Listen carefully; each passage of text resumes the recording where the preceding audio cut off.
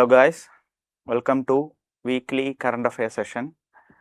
Today we will be discussing international relations and I am George Kurian. I'll be handling international relations. So let's start. The first topic is the return regulation. Actually, it's a law passed by European Union regarding the matters of illegal immigrants. Okay, we all know that Europe is the heart of or the major center of migration, distress migration, alle refugees എന്ന് വേണേൽ പറയാം. Refugees main destination of relief എന്ന് പറയുന്നത് European union ആണ് from the past decade. Okay, അപ്പം because of various issues as well as various factors എന്താണ് European union has passed a new law. Let's see what's the law is about. Then we will talk about its implications as well as how it manifests into prelims or mains question. Okay, particularly the regulation act is regarding, okay, it's a legally binding European Union framework for to standardize removal of illegal migrants or refugees. So what they are doing is they have MOUs, memorandum of understanding എന്ന് പറയും, or agreements or deal with other countries who are not EU members അല്ലാത്ത മറ്റ് രാജ്യങ്ങളായിട്ട് other nations, and they will get into a pact where the deported refugees or migrants will be allowed to stay in that particular country. Okay, ഇതെന്താണെന്ന് വെച്ച് കഴിഞ്ഞാൽ it permits individuals of EU member states to form bilateral agreement with non-EU countries to set up offshore deportation center. These centers act as a detention center എന്ന് പറയാൻ പറ്റില്ല, but it's more like equivalent to a detention center where guys or people who are not having sufficient document for migration will be held and they will be sent back to their own mother country. അപ്പോൾ ഇതിൻ്റെ ഒരു problem എന്താണെന്ന് വെച്ച് കഴിഞ്ഞാൽ, first of all, does refugees have enough documents to verify that they are from a particular country? Second one, refugees ആയിട്ട് വന്നിരിക്കുന്നത് പല പല കാരണങ്ങളിലായിരിക്കും. Because they might be facing persecution, they might be facing some other kind of extremist oppression, അതല്ലേ they might be seeking asylum for the sake of their own children. Okay, അങ്ങനെ പല പല better employment, a vast number of കേസസിൽ migration സംഭവിക്കാറുണ്ട്. Even climate refugees are there. So whatsoever അവരൊരു necessity കണ്ടീഷനിലാണ് European യൂണിയനിൽ വരുന്നത്. But apparently based on this legally binding document, every members can have the freedom of engaging in bilateral agreements with other countries. ഈ other countries എന്ന് പറയുമ്പം problem is that they might not be as good as or might not be a follower of human rights. ഇതാണ് major challenge. Okay, ഈ challenge എന്ന് പറയുന്നത് they can persecute the refugees which are handed over by the European Union. European യൂണിയനിൽ എന്തുകൊണ്ട് ഇത് വന്നു എന്ന് ചോദിച്ചു കഴിഞ്ഞാൽ, it's the culmination of or it's a result of the change in demographic change in European Union. Actually ഈ മൈഗ്രേഷനും refugee ക്രൈസിസും കാരണം there are a lot of problems arising in European Union alone. അപ്പോൾ എന്താണ് ഇതിൻ്റെ കോർ റീസൺ എന്ന് പറഞ്ഞാൽ, it have led to the rise of far right groups in European Union, which led to anti-immigration policyയുടെ ഒരു എക്സാമ്പിളും കൂടാണ് this regulation law. Okay, but compared to the past or compared to individual countries in the restrictions, for example qualification restrictions കൊണ്ടുവരാം, it limits legal migration. But regarding the refugees, mostly Germany and all had liberal policies. But right now, based on this agreement, they do have the power, or European Union is conferring them the power to deport citizens to another country where they will be treated as detentee. അതാണ് actual വാക്ക്. കാരണം അവിടെ ചെന്ന് അവർക്കൊരു free hand living ഉണ്ടാകത്തില്ല. And this agreement between European union and that particular non European state are on papers. For example, according to the law, European ഈ regulation ലോയിൽ, the non-European state which is getting into agreement with the European Union has to make sure that they are following the international human rights rules and regulations. But unfortunately, our past have proved that no country have ever done that. Okay, following the human rights. There are a lot of potential issues regarding detaining a particular citizen of another country on behalf of another European state. Okay, and it's more or like European Union is washing their hands on what the refugees who are being mistreated in their own country. Okay, അവർ തന്നെ first of all foremost human right pioneers ആയിട്ട് നിൽക്കുമ്പം it's like a 2 steps back going back by enacting this law. But again, furthermore, ഇതിൻ്റെ further implication എന്ന് പറയുന്നത് extended detention windows ആണ്. That means the maximum legal detention period for irregular immigrant waiting to be returned has been raised from 6 to 2 years, 6 months to 2 years. Furthermore, individuals deemed a security risk can face unlimited detention.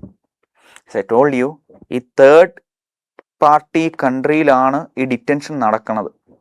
If it was in European Union, it would have been a violation of n number of laws actually, or it would be a political drama there. But if it's happening in another country which is in agreement with the European Union country, it's okay. Okay, finally, the problem is that the extension of detention period, which means illegal migrants or refugees can face significant detention time. They could either go back to their country, yet again they have to wait beyond 6 months in order to streamline that process even. So it's a double-edged sword, or it's a double knock on the refugees who are entirely depending on migrating into Europe. Okay, and finally, expanded domestic search power, which is a draconian provision within the Regulation Act. Okay, it gives a binding, or it grants the authority unlimited power to search residence or relevant premises of undocumented immigrants to locate individuals evading deportation order. Okay, minor children are exempted from what good does it do if the elders are removed from the minor? Understood? And this kind of unlimited searching power in most cases have proven to be exploitative for the refugees. For example, we might have heard too many deported cases regarding immigrants in United States. There the customs officers do have unlimited power of searching as well as seizing their property.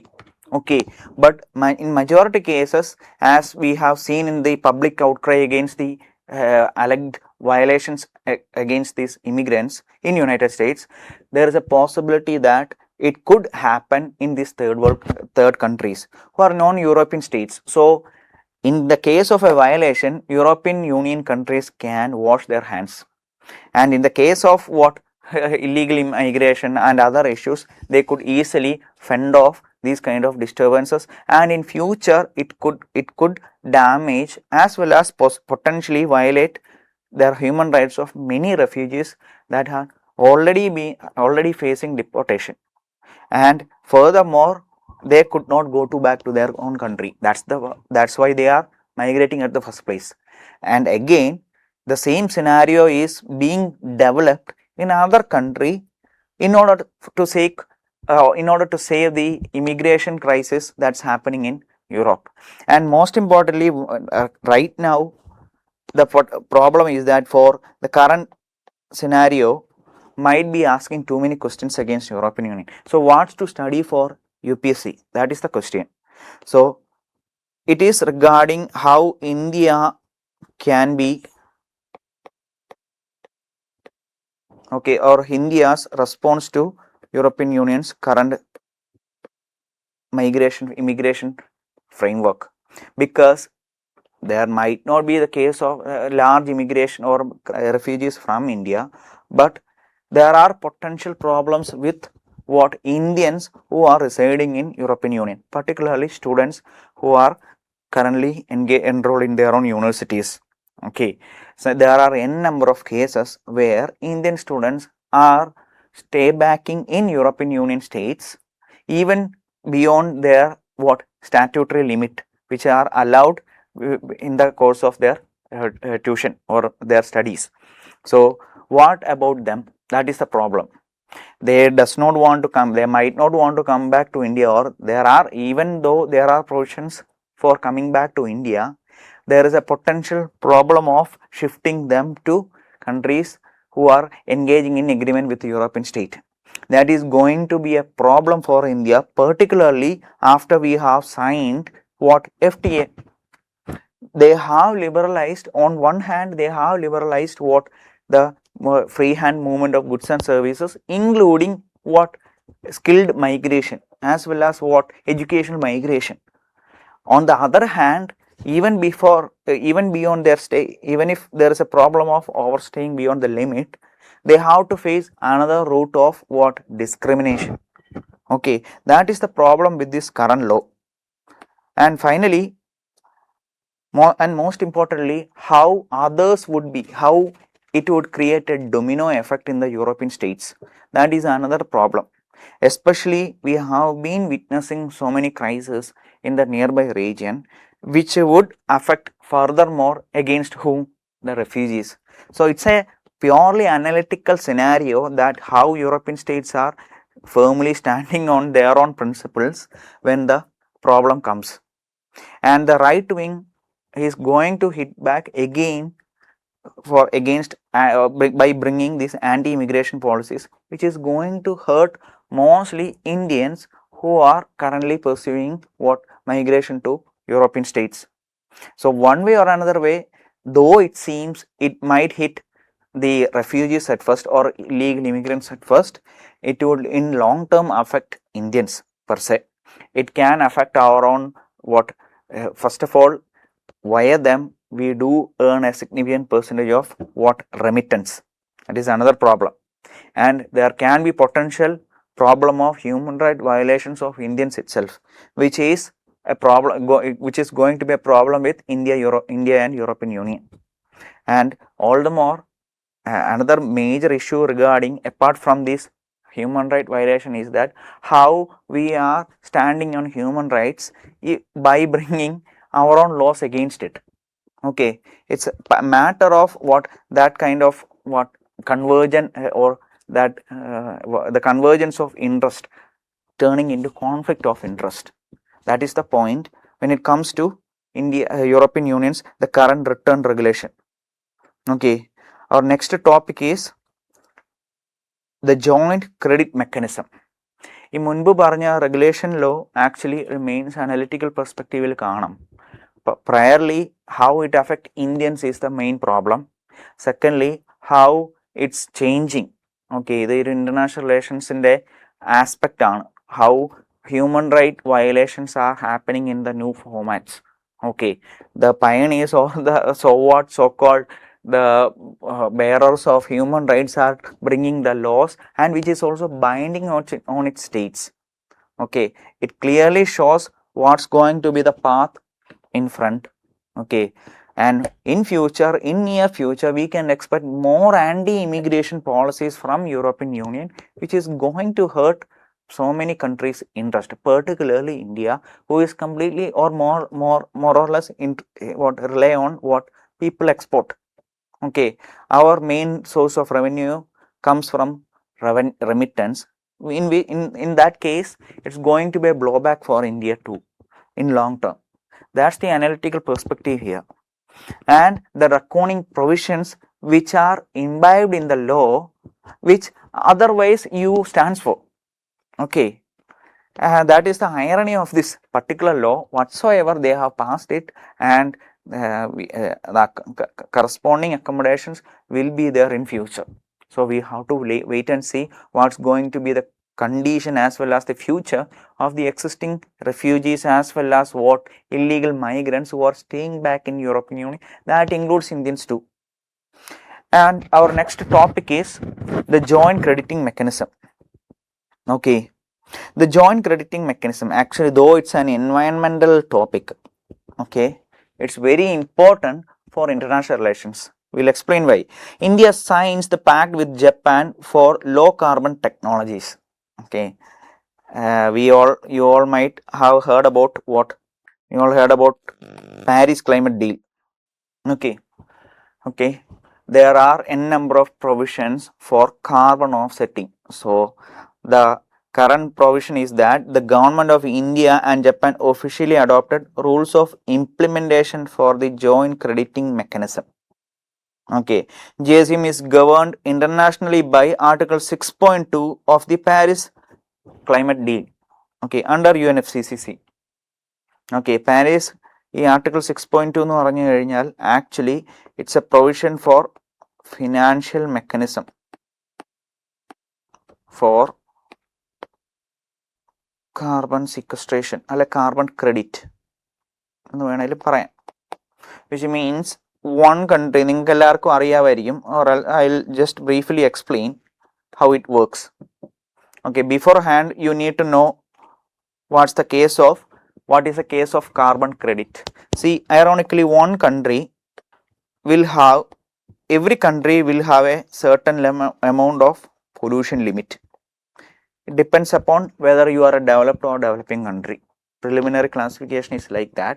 Apart from that, many countries also bring what? Nationally determined contributions or nationally determined what? Limitations on pollution. Okay, we are expecting to be carbon net neutral by 2070. So we have to amend the pollution limits in order to achieve that target. Okay, so in that case, for a country who have set a limit, might be what? Creating or sending off more pollution that what they promised to limit with. Okay, അങ്ങനെ excess ആയിട്ട് വരുന്ന ഈ പറയുന്ന പൊല്യൂഷനെ carbon credit വെച്ച് ഇവർക്ക് purchase ചെയ്യാം. For example another country like let's say India, we are polluting or we are releasing pollution below the permitted target. Every country do have a permitted target. Okay, permitted limit to be frank. So if we are emitting within that limit, the excess can be what? Sold to the country who is releasing excess pollution, and it will offset their pollution limits. Okay, and they have to pay a premium fee. The problem was that there was no proper legal framework and it has to be binding to. Okay, നമ്മളൊരു സാധനം ഉണ്ടാക്കുമ്പം we have to be it has to be structured, it has to be functional. Main problem was that first of all, there is how much should be charged for each credit. എത്ര രൂപ വീതം transfer ചെയ്യണം. There is no consensus regarding that. Okay, another major argument was that ഈ carbon credit എന്ന് പറയുമ്പം should it be separate or should it be same as the nationally determined contribution? For example, India have promised that we will be what? Bringing up a carbon sink for 5 billion tons, isn't it? അപ്പോൾ ഈ മരങ്ങൾ വെക്കുന്ന വഴിയുള്ള carbon credit, can they be sold in the carbon credit mechanism? Apparently there is a lack of consensus on it. Many European states as well as the developed countries in particular are arguing that you cannot mix nationally determined contributions with carbon credit. If you want carbon credit, you have to do additional environmental compliance works. That is another lack of consensus or problem regarding finalizing the legal framework for financial transaction in Paris climate deal. That was the thing that dragged the entire agreement for a decade. 2015-16 formulation തുടങ്ങിയതാണ്, still they haven't finished, and even before that the framework was brought into talks, but different nomenclature. Finally ഒരു change എന്ന് പറയുന്ന Paris climate deal ആയിരുന്നു. Yet there was lack of consensus on this trading mechanism. Finally, in the effort, because of the efforts of the countries in the past COPs, we ഇപ്പം ഈജിപ്തിലെ ആണെങ്കിലും മറ്റേ കാൺകോണിൽ നടന്നതാണെങ്കിലും ഇവ രണ്ട് ലാസ്റ്റ് നടന്ന COPസിൽ there were significant stride in finalizing this regulation. That's how 6.2 came into operation or in the screen. Okay, based on that, Japan is having a agreement MOU with India to offset their pollution. Now let's see, there are bit more technicalities in the agreement. Let's see what all are they. Okay, ഇതിന്റെ functioning ആണ് ഈ കാണുന്നത്. That is, first of all, Japan would be sending the leading decarbonizing technology. See, they are the pioneers. Too brilliant. Okay. അവരുടെ കയ്യിൽ എല്ലാത്തിനും tech ഉണ്ട്. ആ tech വെച്ച് ഇപ്പോൾ ഫോർ എക്സാമ്പിൾ എന്താണ്, water recycling, one point. Again, air pollution or reducing air pollution. That is another thing. Carbon sequestration. Then other biotechnologies. For example, we do have our own technology, but they are going ahead of time compared to India. So they would send promising what environmental technologies to be implemented and developed in India. Okay, let's say a particular what waste recycling plant. It's sustainable as well as it sequestrates or it helps us to offset a lot of carbon dioxide. So in that case, these projects would be funded by Japan.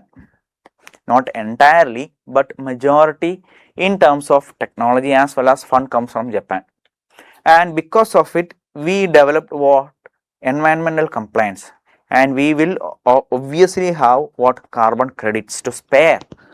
Instead of what selling in open market, we will be it will be binding for India to send those carbon credits to Japan on a pre-agreed condition. Okay, അതിൽ എന്തായിരിക്കും പറയണത്, if they save 1 billion ton, let's say 1 billion ton of carbon dioxide sequestrated or saved, in that case our agreement would be that 60 million or 70 million would be given to Japan, 30 million belongs to India, which we can do with our own discretion. And this credit can be used by Japan to prove that they are environmentally compliant. Okay, they have committed or they have reached the goal of what they have committed in the past. So this is how it works. So what the question is, or the UPSC question is, what's in it or what is the relevance of it? Okay, first of all, it is a great one of the greatest leap from India side regarding our own climate what commitments. Okay, in order to reach 2000 by carbon neutral by 2070, what we need to have state of art technologies. For that, either we have one option, we need to develop it on with our own infrastructure, or else we can borrow it or lend it from someone else, which is the case right now. We will get the state of art technology for environmental what compliances. For that, we need to offset certain of our credit which we earn from that, and it has to be given to Japan. It's a win-win situation for both countries. And traditionally, when we speak about India and Japan relations, one of the core pillar is technology, technological transfer. It includes a lot of variety. If you know. For example, they have been funding our dedicated freight corridor. They have been funding major metro or what last mile connectivity program. പിന്നെ നിങ്ങളെല്ലാം കേട്ടിട്ടുണ്ടാവും Japan കുടിവെള്ള പദ്ധതി. Okay, for this piped water എന്നുള്ള അല്ല drinking water എന്നുള്ള കൺസെപ്റ്റിൽ they are the one who is funding it apart from the World Bank. Okay, Japan's overseas development assistance എന്ന് പറയുന്ന ലോൺ, തുച്ഛമായ ലോണിലാണ് Indian main Indian events are happening.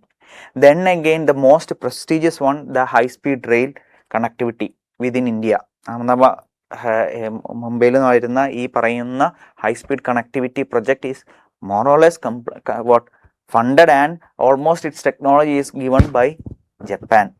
So that is the case of what strong international relation between India and Japan. We do have a win-win situation. There is a convergence of interest actually, and most importantly, it deepens the cooperation actually. Okay, technology transfer എന്ന് പറയുമ്പം it does a lot of benefits. Okay, first of all, employment generation, then FDI, then again we will get technical know-how. ഇതാണ് വലിയ സാധനം in which we can build on. Okay, it gives us some kind of leverage and foundation to build our researches on. Okay, that's why this kind of agreement is important for India. It gives funding as well as technology, which is we are in a disadvantaged position of. Okay, what Japan gets it is a reliable partner who provides them with carbon credit, and not to mention, see, forgot to mention the financial benefit from this trading. Okay, these are the attracting features for India and Japan. For Japan, money is not the problem or the technology. It's just their industrial base is way too big and they are part of global supply chain. ഇപ്പോൾ നിങ്ങൾ അറിയാമായിരിക്കും ലോകത്തുള്ള almost എല്ലാ main ടെക്കുകളുടെയും ആസ്ഥാനം എന്ന് പറയുന്നത് actually ജപ്പാനാണ്. So they need this production, so they need this offset, and that offset, for that offset, India is doing a favor for them. Favor എന്ന് പറയാൻ പറ്റില്ല, it's actually mutual interest converging at some point, the same point of climate change adaptation as well as climate change resilience plus what, technology and funding. Okay, it's going to be beneficial for both guys. That's the idea. Okay, and significant, JC help India and Japan to achieve their Paris climate commitments. Okay, agreed. Reduction targets, agreed. As well as JCM attract Japanese finance and technology, which is core for India, which is scarce in India. It's going to be a boost for many startups as well as industries for who are engaged in these kind of environmental compliance businesses. Understood? So that's the case of what, the joint crediting mechanism between India and Japan. It's a start of many things. Let's hope that it goes very well. Okay, and if it goes very well, we can sign similar agreements with who are desperate in finding credit. For example, European Union, United States. Though United States again withdrew from the Paris Agreement, we hope that at some day they have to get back into their position. So at that point, India could be a net exporter of carbon credit. That is the idea. Again, we get clean technology, okay, which is hard to get by. And it's in overall sense, India is going to benefit if we are doing it very well. Okay, that's the case. And our topic is, another important topic is BRICS and Indore Declaration. Okay, very recently there was a meeting of BRICS that happened in Indore, Madhya Pradesh, and India signed MOU on agriculture, okay, with the member countries. So we need to learn about what's it and what is the relevance in the terms of prelims and mains. Okay, so let's start. India's BRICS presidency culminated in adoption of BRICS Indore Declaration during the agriculture ministers meeting in Indore. It serves as a farmer-centric framework to strengthen cooperation on food security, sustainable agriculture, agricultural trade, innovation and climate resilience of agriculture actually. Understood? So this is a economic or economic hyphen environmental cooperation between the BRICS countries. So what's the relevance of it? That is the point. Okay, so by adopting this particular framework or a declaration, we are ensuring few things. First of all, BRICS network for centers of excellence on agroecology and regenerative agriculture. It establishes a what? Joint platform for research, okay, training and knowledge sharing on natural, organic and regenerative farming practice, sustainable farming.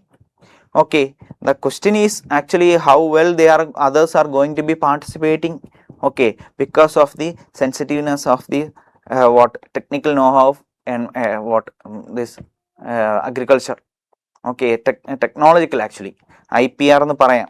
Though there is a challenge, it offers a common platform for academia to interact and develop new technologies in sustainable agriculture. അതൊരു വലിയ ലീപ്പാണ് actually. Currently the problem is that each countries do have independent agriculture development. നമ്മുടെ ഉണ്ട്, okay, n number of schemes are there. The problem is that we lack technological infrastructure know-how as well as a past or the knowledge in order to achieve a particular target. And for others, they might be finding difficulties in the same case scenario itself. Okay, though they might have developed in few area, they might have a vacuum of knowledge in other area. So an interaction would be a good leap in developing sustainable agriculture, particularly among the BRICS countries who are developing as well as who do faces the challenge of what food security and nutritional challenges.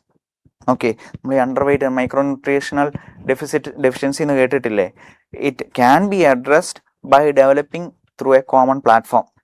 Okay, next one is BRICS network on digital agriculture. It encourages cooperation of AI, geospatial technologies, digital public infrastructure, and data-driven farming solutions to accelerate technology transfer. Again, another benefit. And finally, BRICS Agreen, which is a common network to facilitate agriculture input, generic resource, and best seed varieties and technical expertise. Okay, and the seed as well as technical expertise itself is more than enough to what address the main problems of agriculture in the member countries. Okay, and finally, global forum on farmers' right, which is very critical. Farmers' right എന്ന് പറയുമ്പോൾ seed right എന്ന് വേണം പറയാം. They do hold what this protection of indigenous seed. ഇതെന്ന പ്രശ്നം എന്ന് വെച്ച് കഴിഞ്ഞാൽ കുറേ സാധനങ്ങൾ ഇപ്പോൾ ആയുർവേദമൊക്കെ ആണെങ്കിൽ നിങ്ങൾക്കറിയാം മജോറിറ്റി കേസിലുള്ള മെഡിസിനൽ നോളജും നോഹാവും ഇന്ത്യയിൽ നിന്നാണ് വരുന്നത്. Okay, via Ayurveda or some other medicinal Ayurvedic medicine okay traditional medicinal ട്രീറ്റ്മെൻറ്റിലുള്ളതാണ്. What these big MNCs do is they come and extract this knowledge. As we do not have an IPR or proper legal framework to protect this sensitive information, they take use of it and take it as a public data and make products and sell it for millions. So farmers' right, that is the knowledge of what they are developing, should be protected from exploitation by others. And most importantly, someday some company might be developing something. It doesn't mean that it is the sole property of the developer itself. It gives leeway for the farmer in while handling the seeds or the developed ones. ഇതിന് മുൻപ് ഒരു main case വന്നിരുന്ന PepsiCo കേസായിരുന്നു. What the case was against, നിങ്ങൾ കേട്ടിട്ടുണ്ടോ Lay's കേട്ടിട്ടില്ലേ? ലേസിൻ്റെ potato farm ചെയ്തിരുന്നത് സം ഫാമേഴ്സ് ഇൻ ഹരിയാനയായിരുന്നു. Okay, the problem was that they also used the same crop for what restocking as well as cultivating for their own needs, as well as few sold it in the market. PepsiCo went against them with the legal suit. They have to pay compensation and it's not allowed as per the contract agreed. But you need to understand that apart from the preliminary or basic seed that they have given, it was the farmers who developed, nourished as well as transformed it. And it is the current scenario, it doesn't allow the system to completely exploit farmers. Farmers do hold some kind of right on the seed that they are cultivating, though there are limitations. So what the BRICS is doing is to bring a proper protective framework for the farmers who are handling the seeds. If in the case of they developed new one, they should be able to hold the patent so that others won't take advantage of it. In case of they take or engage into corporate farming, make sure that the current framework make sure that it won't stand exploitative on the farmers by these MNCs. So that is the case of what the key features. Then comes what is BRICS. Okay, ഈ agriculture and sustainable അഗ്രികൾച്ചറിന് വേണ്ടിയാണ് ഈ MOU sign ചെയ്തിരിക്കുന്നത്. It's going to be a knowledge sharing, technology sharing as well as a cooperative framework എന്ന് expect ചെയ്യാം. If they do so, it's very important. Because why it's important? If you learn BRICS, you will understand that. BRICS, what is a BRIC? What is BRICS? BRICS is a regional grouping. I wouldn't say regional grouping, it's a minilateral grouping where the countries Brazil, China, India, Russia and South Africa joined hands with. BRIC ആയിരുന്നു, പിന്നീട് south Africa join ചെയ്തതാണ്. Later many other countries also joined. The relevance is it holds nearly 50% of the global population, which means 50% of market, to be frank, and 50% of human capital for developing n number of things. Then comes what? GDP. It shows 40%, which is a strong digit compared to the countries. Okay, and third one, 26% of trade. In that case, what we can say is that BRICS is acting as an alternative institution to UN. Okay, or Western associations. That is the idea of BRICS, to break the Western dominance. അതുകൊണ്ടാണ് BRICS critically important എന്ന് പറയുന്നത്. If some level of commitment happens along with BRICS, India won't be, or any other members won't be reliant on these Western countries regarding economy as well as investment and n number of cases. Okay, so that's why BRICS is relentless in bringing an alternate world order where West is not dominant. Okay, in this case, BRICS members include Brazil, China, Egypt, Ethiopia, India, Indonesia, Iran, Russia, Saudi, South Africa and UAE. Okay, these are the countries who are members of BRICS. Okay, there are certain partner countries or what waiting for membership countries. We can learn it later, the names, but the point is, see the countries, then you will understand. Brazil, one of the largest country in terms of market as well as environment forest. Then comes China, which is the heart of manufacture, okay, and raw materials. Then Egypt. Then comes what? A significant African population. Ethiopia, again African, with a huge number of resources, and it lies near to the what? Gulf of Aden. Then comes what? India, Indonesia, which broke in the a long-standing tradition of an ASEAN country not being part of BRICS. Okay, so Indonesia became the last member to be added is actually Indonesia and Saudi Arabia. Saudi Arabia held back because of the pressure of United States, but they later joined. Then comes Iran, who is a friendly ally of Russia as well as China, and South Africa. Okay, they were the second one to join, and finally UAE. ഇവിടെ നിങ്ങളൊരു കാര്യം മനസ്സിലാക്കണം, geopolitically why this grouping is very important. Is it some agriculture MOU? No, actually. Okay, they are actually, along with their partner countries, as I told you before, they are creating an institution or a structure or a world order replacing the Western dominated world order. Okay, how it can be done? First of all, we need to partner. ആദ്യം partner ചെയ്യണം, isn't it? You partner up with like-minded countries. Okay, then you bring economy together. Okay, economy means its interactiveness and interrelation building. Okay, so what they did was, currently existing പ്രശ്നം എന്ന് പറയുന്നത് അല്ലെ, currently existing system, why United States is powerful or a major what name seeker or major player in the international relation. It's not because of their military. Our military might ആണ്, okay, great, okay, to an extent, but why they are on the top? It's because of one thing, their economical clutch over the others. Particularly, it's the dollar dominance. If anyone want to trade, let's say country A and B wants to trade, and one product is given, and in return they have to give money, and vice versa. For that money, we have to rely on dollars. There are other alternate options like internationalization of rupee, trading in other currencies. These are small time gimmicks. We completely rely on dollar in order for trade. So in order to offset that, if we offset that, it will be the end of United States and the Western dominated era. So that's why Actually, BRICS is emerging as a challenge against the West. Okay, BRICS was actually formalized in the foreign ministers meeting and on the UNG Assembly New Year 2006. Then first meeting held in Russia, and in 2010 South Africa joined. Okay, most importantly, the most important meeting is the Fourth Lanza Summit in 2014, which established New Development Bank, which is a competitor for World Bank and the main player who establishes Western domination, that is IMF.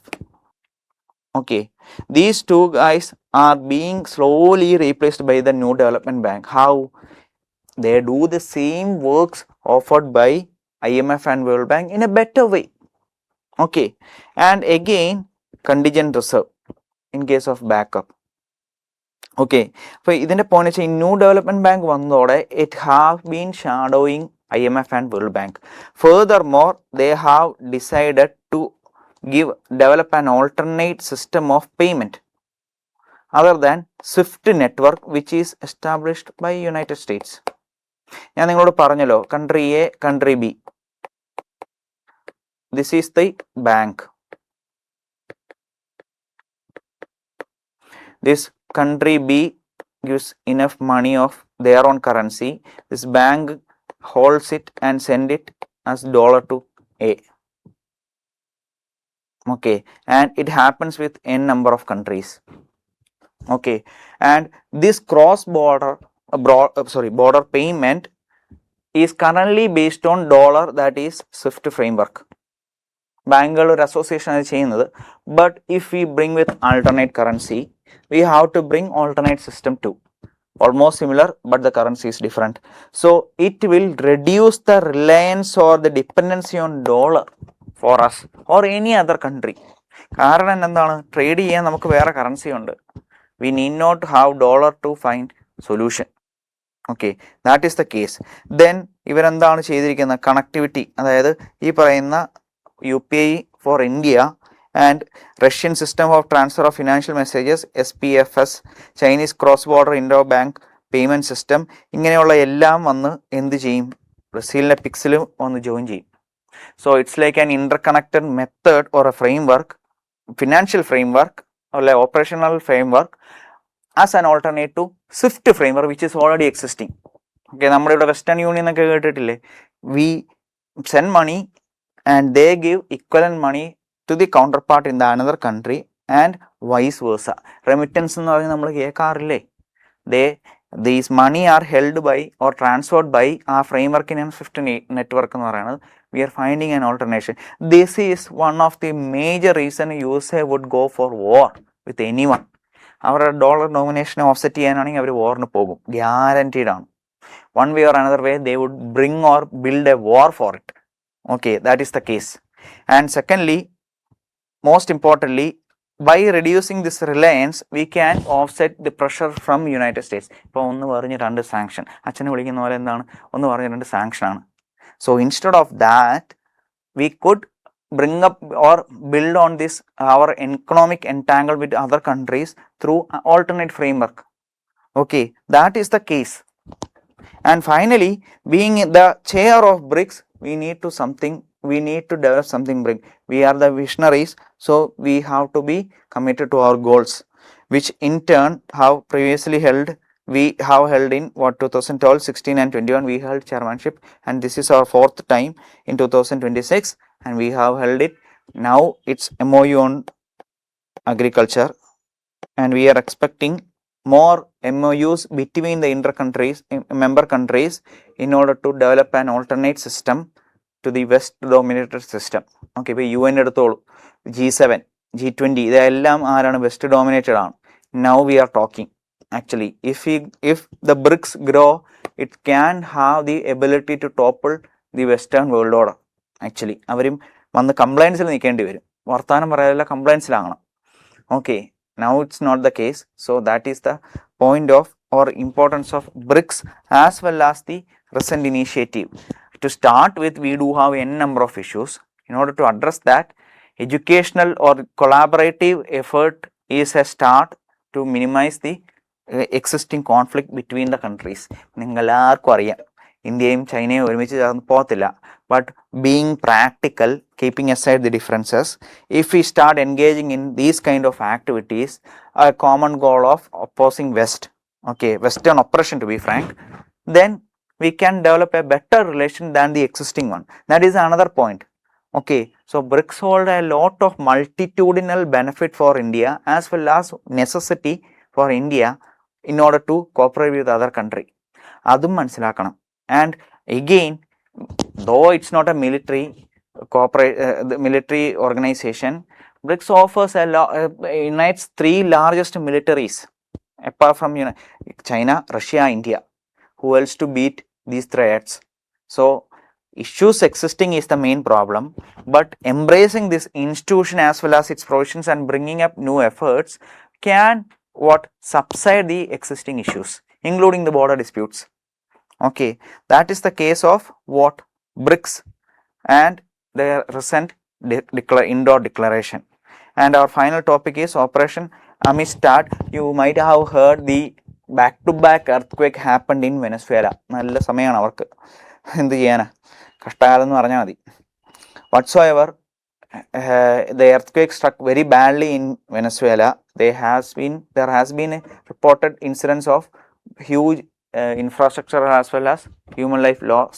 So as a response to it, India immediately send a quick response team as well as a relief team in order to offset in order to manage the disaster. ഇത് നമുക്ക് ഒരു വലിയ അഭിമാനകരമായ കാര്യമാണ്. കാരണം this holds the India's foreign policy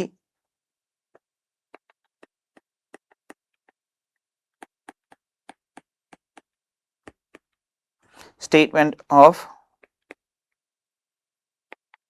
global leader. Leader എന്ന് പറയുമ്പോഴല്ലേ ക്രൈസിസിൽ help ചെയ്യുന്ന ആളെയല്ലേ നമുക്ക് ലീഡറായിട്ട് എടുക്കാൻ പറ്റും. ഗ്ലോബൽ ലീഡർ, ദെൻ അവർ diplomatic strategic interest of Venezuela. Venezuela എന്തിനായിരിക്കും പേര് കേട്ടിരിക്കുന്നത്? See we need to build a very good relation with Venezuela. So they are necessary for our energy security. പിന്നെ they are our economic corridor to Latin America.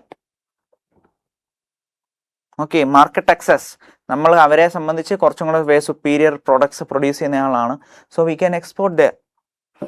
And again, it is the duty, India's foreign policyയിലുള്ളതാണ് എന്ത്, ഹ്യൂമാനിറ്റേറിയനിസം, അതായത് മനുഷ്യത്വം എന്ന് പറയാം.